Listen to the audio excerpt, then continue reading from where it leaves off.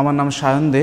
আমি SSC CGL 2024 এ postal assistant sorting assistant পোস্টে আমি চাকরি পেয়েছি ডিপার্টমেন্ট অফ পোস্টে।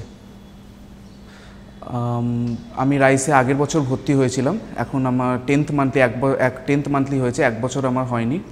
রাইসে স্টাডি মেটেরিয়াল স্ট্রিক্টলি ফলো করে, টিচার্সদের গাইডেন্স একদম স্ট্রিক্টলি ফলো করে, বারবার মিশন 100 মান্থলি এক্সাম এগুলো একদম ডেডিকেটেডলি এক্সামগুলোকে দিয়ে সেই অ্যানালিসিস করে ওইভাবেই এসছে।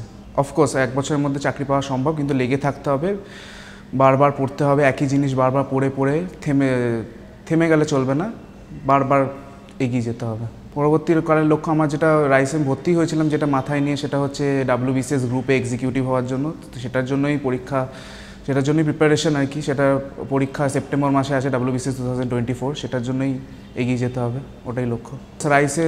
রাইসের উপরই পুরোটাই নির্ভরশীল, কেননা 1 বছর শেষ হওয়ার পর আমি চলে যাবো এখান থেকে, অন্য স্টেটে আমার ট্রান্সফার হয়ে যাবে, কিন্তু সেখানেও আমি চেষ্টা করবো রাইসের সাথে জুড়ে থাকা, যাতে WBCS গ্রুপের পথটা যেন আরও সুগম হয়, আরও ইজিলি যাতে আমি পেতে পারি।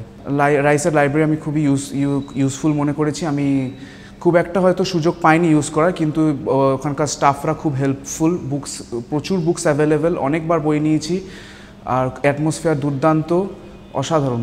জাস্ট পরবর্তী প্রজন্মকে একটাই কথা বলবো যে পারসিভিয়ারেন্স অ্যান্ড কনসিস্টেন্সি, আর কিছুই না।